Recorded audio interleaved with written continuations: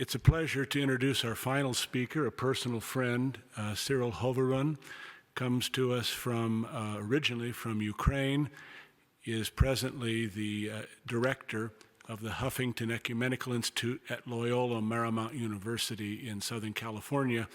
If you look at your program, you'll see the record of an incredibly published scholar and on topics that are not easily digested by most of us. Understanding 7th century Christology is not an easy task, but Cyril not only, of course, knows English and Russian and Ukrainian, but Latin and Greek, and has mastered ancient languages that enable him to do that. I'll just add that in personal interactions with Cyril, he is what we sometimes in English call a gentleman and a scholar. He's a wonderful human being, and it's not surprising that he received the title of Archimandrite, which is honorific recognition in the Eastern Orthodox churches, something like your wonderfulness. So with that, let's hear our friend Cyril.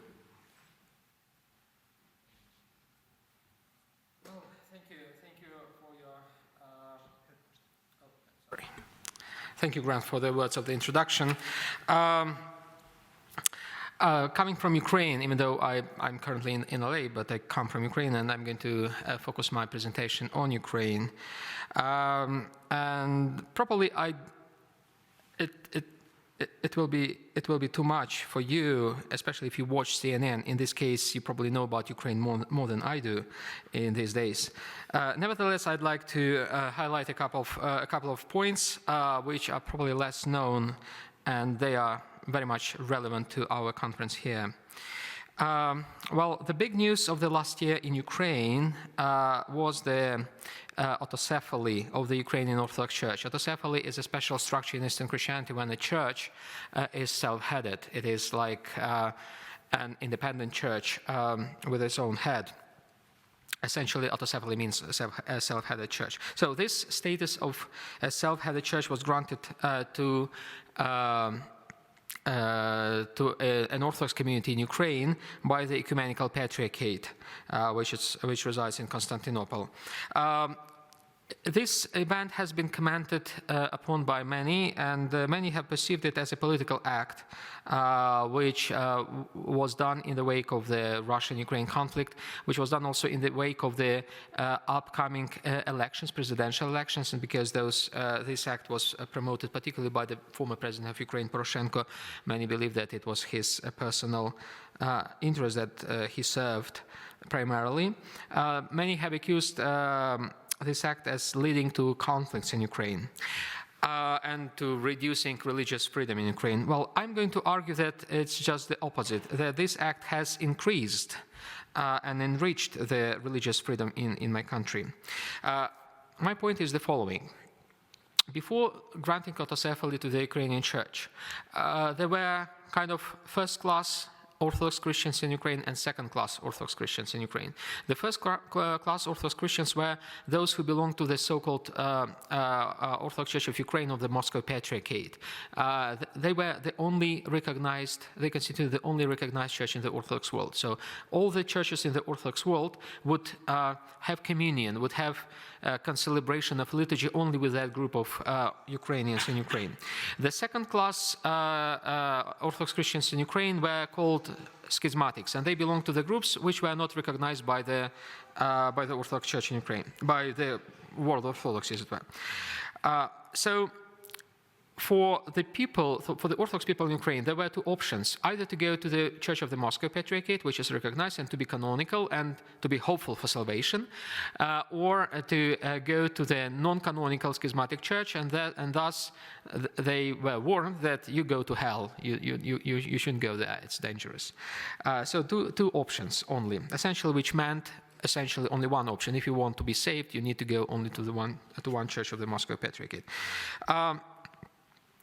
This issue became particularly severe after 2014 when Russia launched its aggression against Ukraine, and the Ukrainian Church of the Moscow Patriarchate in Ukraine somehow became instrumental for Moscow to promote its own agenda in the country.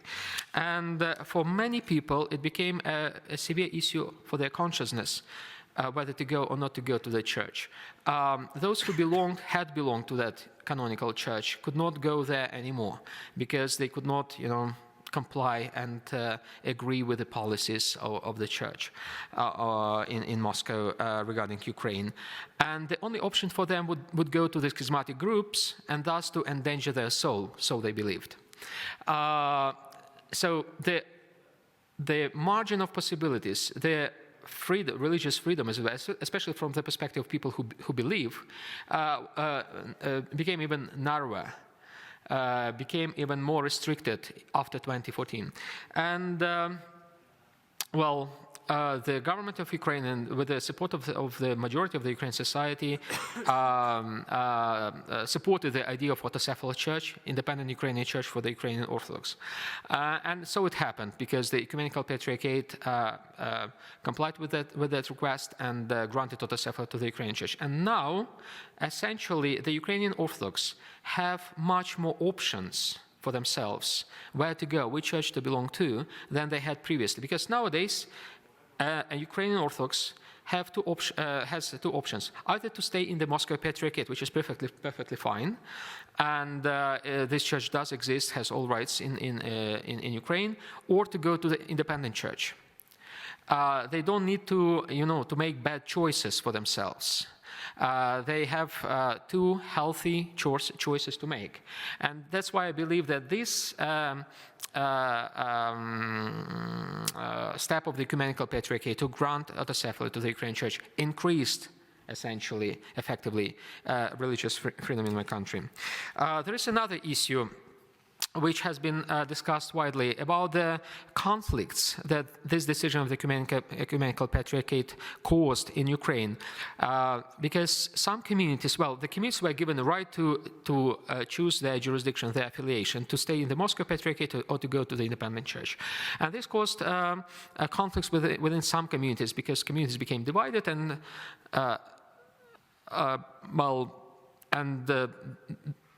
they said that, the religious violence increased in Ukraine. What happened, however, I believe, and this is my hermeneutics of the events, essentially what happened was a clash of two philosophies about the church, two perceptions of the church. One philosophy gave all the weight of of being a church, of ecclesiality, to the communities, that the communities are the center of the church. The other philosophy stands that the administration of the church, the leadership of the church, is the church per se, and the leadership should decide for the church what kind of church it should be. The new Ukrainian laws, even though they are imperfect, but they hit a very important point, that it is up to the community to decide which jurisdiction to belong to, whether to stay in Moscow, in the Moscow Patriarchate, or to go to the independent church. It's not up to the leadership of the church, it's up to the community, to the people. And the Moscow Patriarchate in Ukraine seems it did not accept this philosophy, this logics, because it says that it's up to us. We have to decide which jurisdiction that community needs to belong to. And if a community switches its affiliation to the independent church, say, they say, no, they steal our community from us to that church. So they don't perceive it as a decision of the community per se, but they perceive it as a stealing of a community to another church. And they immediately say, this is a persecution against us. So I believe that this rhetoric of persecutions comes from a kind of false ecclesiological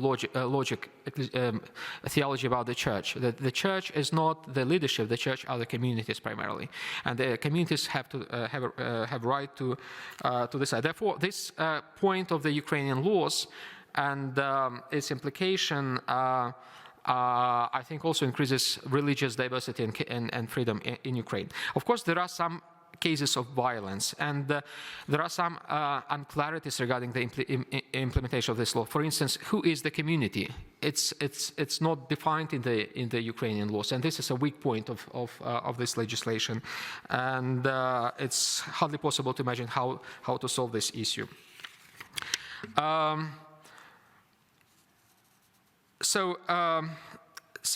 To conclude my presentation, I'd like to address another issue of pertinent to religious freedom, which is relevant to the topic of this panel. Because since our panel is about interfaith dialogue, let me say a few words about this as well.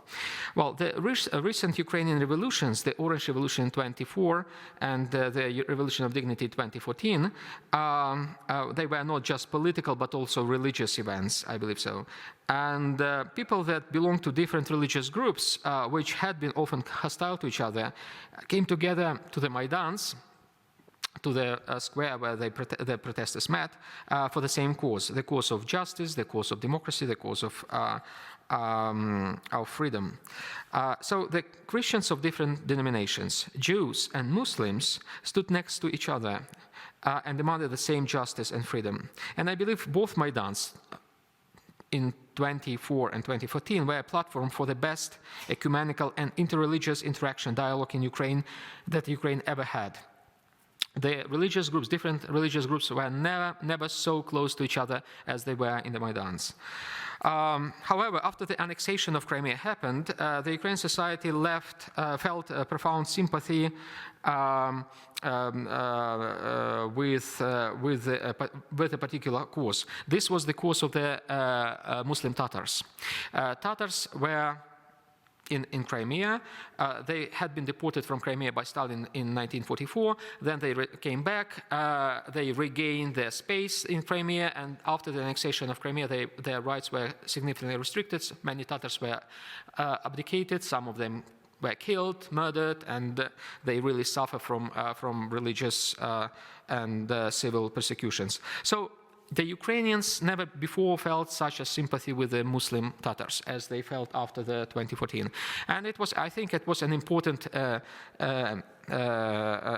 development in the Ukrainian society that the solidarity with Muslims, particularly Tatars of Crimea, became really a high point for the Ukrainian society. Another moment that I'd like to address in the remaining minutes is the Ukraine-Jewish relations. Well, the Russian propaganda struggles to picture the Ukraine developments as driven by nationalism and xenophobia. Well, that is the usual tactics of propaganda. They just take their own problems and extrapolate them to others. And indeed, well, there are nationalist groups and even parties in Ukraine. However, unlike even in Europe, none of those parties could pass that threshold of 5% to get seats in the Ukrainian parliament during both the elections of 2014 and 2019. So not a single nationalistic party is in the Ukrainian parliament. Moreover, we have now a Jewish president. Well, even though Mr. Zelensky is a secular Jew, he does not hide his identity. And just yesterday, for instance, he participated openly with the rabbis in the ceremonies to commemorate the Babi Yar, the first genocide of Jews in Kiev. He prayed with them and so forth. So the Ukrainians who are pictured as nationalists and even anti-Semites elected a Jewish president, and they seem to be happy with him with overwhelming support. So I think it deconstructs another kind of myth about religious intolerance. Well, generally, I would say that the Ukrainian society is quite religiously tolerant. It values its diversity. It values its interreligious cooperation. Of course, this cooperation is fragile still. It is being challenged. It is vulnerable. It fails sometimes, but well, what can you expect? I mean, in the situation of war and the destabilization, which is constantly pumped into the country. Yeah, so I would say that this situation needs to be supported, needs to be encouraged by our Western partners, but I think we are more or less on a good track with all the challenges that we have. Thank you for your attention.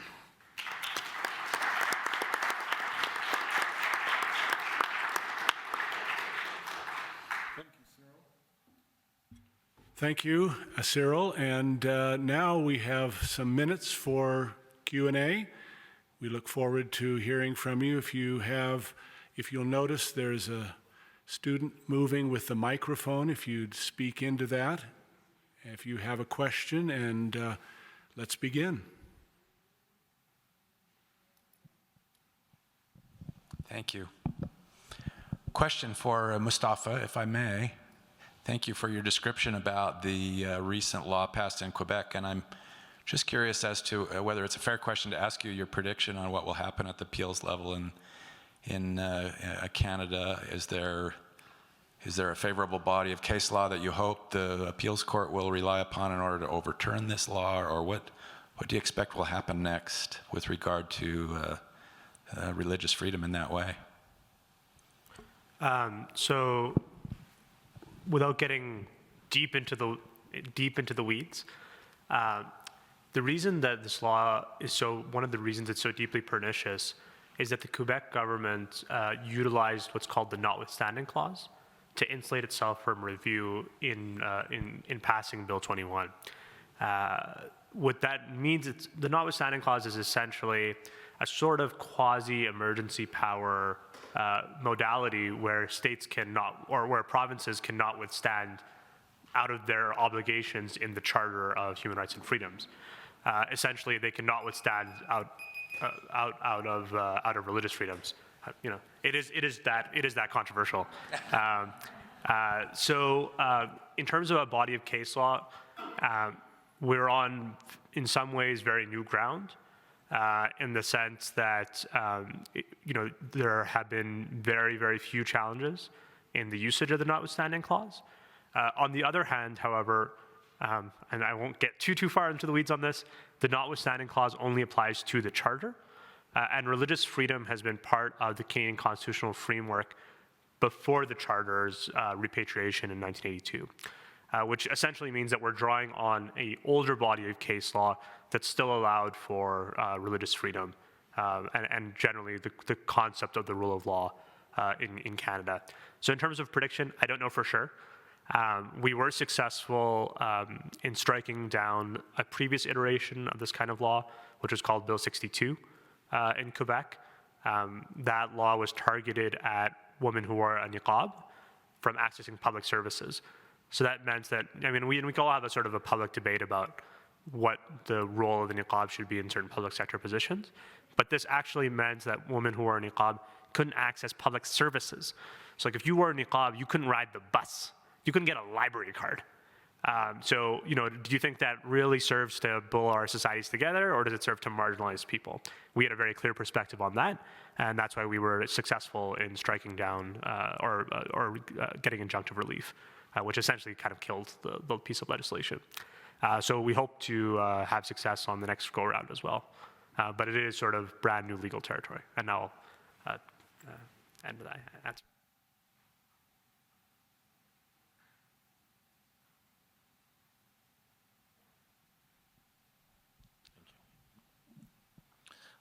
Hi, this is directed at Cyril. And you made reference to the Russian Orthodox and the schismatics and the Jews and the Muslims. Just get some insight a little bit on what about the minority religions, evangelicals, other religions in Ukraine.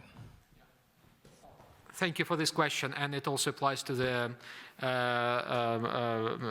LDS Church, of course, which is also present in Ukraine. We have a temple, LDS temple in Kyiv.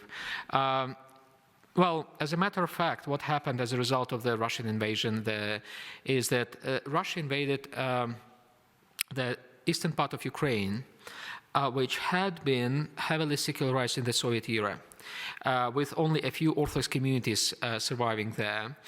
Recently, especially in the time of Yanukovych, the president who was ousted in 2014, under him the number of the Orthodox communities increased, but it did not surpass the number of the different Protestant communities in the same area in eastern Ukraine. There were more Protestant communities of different denominations, including the LDS Church, than the Orthodox communities, quite surprisingly. Of course, after the invasion, almost all of them were swept out. people had to leave their homes, especially the Protestants. The Ukrainian Protestants, I should say, including, particularly the Ukrainian evangelicals, they supported the Ukrainian cause. They did not support the Russian cause. And they were regarded as disloyal by the occupation regime in the East, and they were just expelled from that part of Ukraine.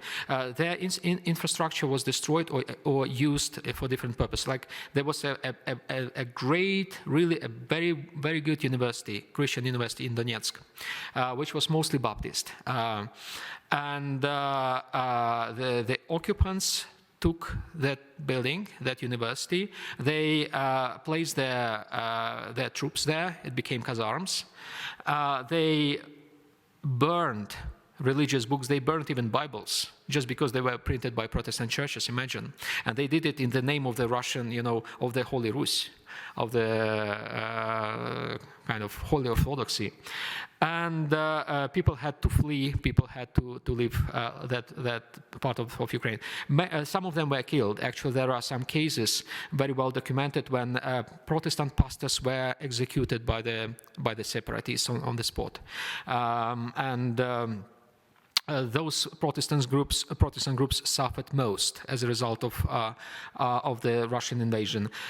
In Ukraine, as such, I think we have really good relations. I myself, I was for several years head of the Inter-Ecumenical Office of the Ukrainian Orthodox Church of the Moscow Patriarchate, and I can assure you that we had an excellent collaboration with all Protestant groups in the framework of the All Ukrainian Council of Churches and Religious Organizations, which included also Muslim groups and Jewish groups. So in Ukraine, we always had excellent collaboration.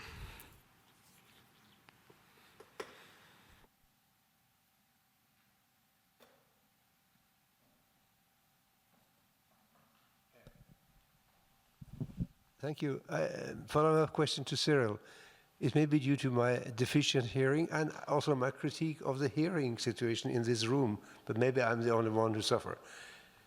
Anyhow, I want to know, Cyril, as I understand you, you had two Orthodox churches, and you got a split, so you got three, and you get more freedom. You could choose 1, 2, or 3.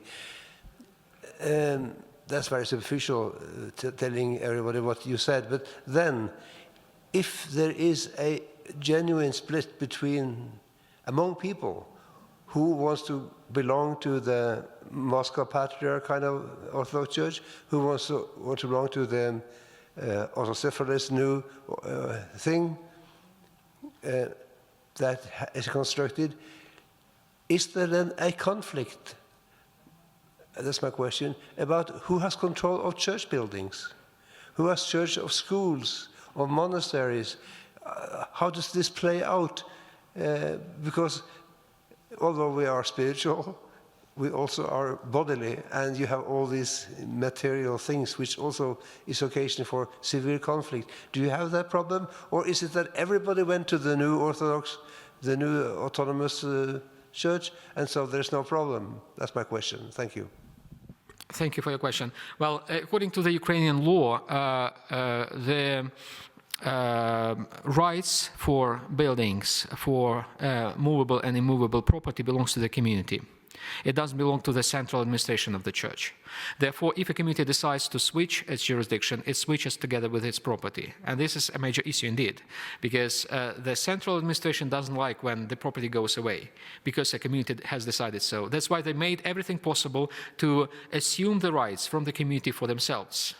But it doesn't work according to the Ukrainian law, and they want to change it. I believe that this law is more democratic, is more fair to the people and to the communities.